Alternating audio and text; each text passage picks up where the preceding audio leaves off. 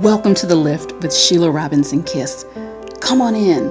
There's always a special place set aside for you here where you can relax, kick up your heels, pour yourself a nice, refreshing drink, and prepare to be lifted and soar.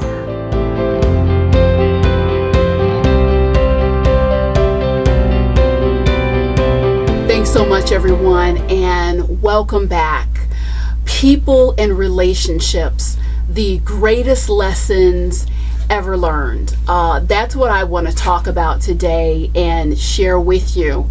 You know, when I started my career nearly 20 years ago, I have to say I was a very foolish woman. You know, I actually believed, okay, the learning's done, got it all figured out, gonna go out here and help change the world.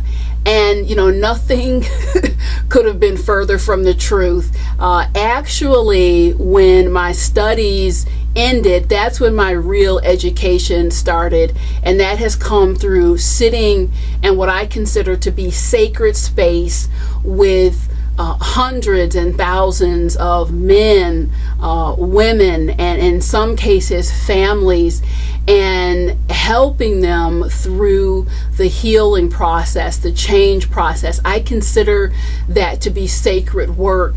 And I have to tell you that anything that I've ever read in a textbook does not hold a candle to what these people have taught me over the years. I myself have been brokenhearted, disappointed, elated, happy. It's a mixed bag when dealing with people and relationships.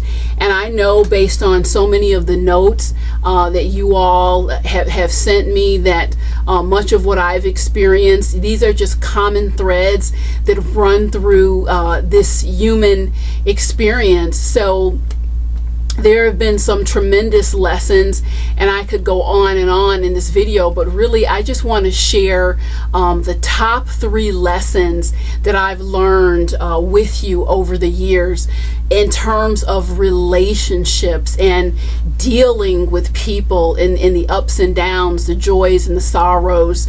Lesson number one, critical lesson: do not give your vital power away to people.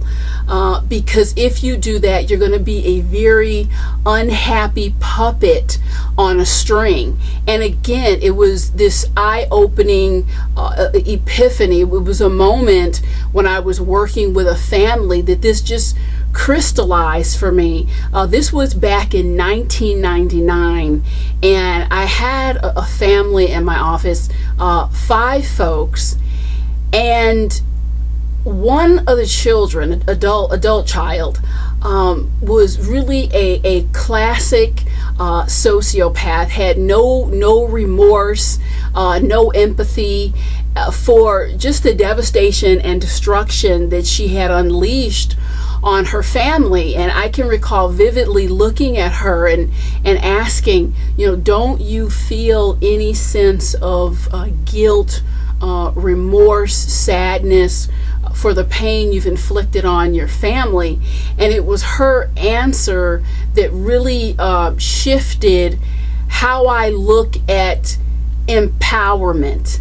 And empowerment is power that you experience on the inside. It's not domination over anyone. I've said this a million times. If you need to dominate people to get your power, you need to look deeper, because there's some other things going on with you. True empowerment comes from feeling a sense of strength and courage within oneself. So back to her answer. She looked at me and with fire and determination in her eye said, "You are asking the wrong person the wrong question. Why don't you ask them why they give me the power to do this to them? I wouldn't give myself that kind of power. Why do they do that?"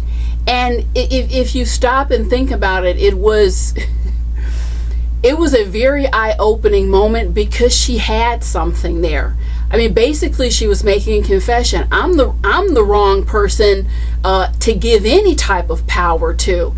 Yet so often we hand over our personal power to people who can barely man their own ship. And we're handing them over our most precious resource. And that precious resource is your power. It is your strength. Inside of your power and strength is found joy, your perspective, your attitude. That's where you keep all the treasures. Why would you ever hand it over to anyone? So that's perhaps the most important lesson that I learned. Hold on to your strength and cultivate it. That just cannot be given away, because if you give it all away, it's just, think about your cell phone. We have to plug in your cell phone. You have to have power. You have to be charged up to run on 6 cylinders. So hold on to your strength and cultivate it. The second lesson that I learned, I really want you to step inside of this one, because number 2, you cannot, I can't stress this enough, please lean in for this one. You can never take for granted where people are inside of their process. And when I say the word process, I mean how a person views the world, how they handle disappointment. Where are they at in terms of managing their lives and their emotions? So it's a process. We're all constantly in process. Some people are in a healthy, functional process. Some people are in a highly dysfunctional process. You can never take for granted where a person is in their process, and you cannot know just because someone has a sparkling new outfit, a great hairdo, a snappy smile. You can never really know where someone is in their process. Now, again, it was a lady that I work with that taught me another powerful lesson about taking a process for granted. Now, she was married to a man for 15 years, and when she married this man, she was a beautiful, fresh cut flower. After 15 years of living with a very insecure, controlling man, by the time she came to my office, she was literally beat down, a shell of her former self. And she said to me, "Sheila, I don't know what to do. I'm tired of being a prisoner in my own home. He doesn't want me to go anywhere. It's not like I'm doing anything, but I'm just at my wit's end. I want to enjoy life. I want to be out in the sunshine. I really don't know what to do." I was thrilled that she came in, and she needed someone to tell her. I told her what to do. My thought, you need to get to JCPenney's, Macy's, Target, whatever the case may be. You need to get some sundresses. You need to make a reservation to a wonderful restaurant. Invite him to come. Invite your friends. Hopefully he'll make it. If not, okay. You can't make his process your jail sentence. See, so often we make people's dysfunctional process our problem. That is not your issue. That is not your issue, and you have to be able to separate it out, because if you make someone's dysfunctional process your problem, they're going to drag you into the pits of hell or anywhere else they choose with them. So we have to understand that distinction and know that whenever you meet someone, whoever that is, they're in process. And their process is going to dictate how they experience you. I've had the pleasure of being around so many lovely, warm, giving, joyful people in my life. These people see the world and the people in it in a very different way. They will experience you in a different way. That's why when you're around them, you feel love and you feel warm, because that's what they are. That's what they exude. People who are insecure, judgmental, jealous, hateful. They experience the world in a different way. They experience people as threatening. Often you're going to get a backlash when you're dealing with these people. And if you take that on, if you just take that personally and run with it, again, you're going to be the unhappy puppet on a string.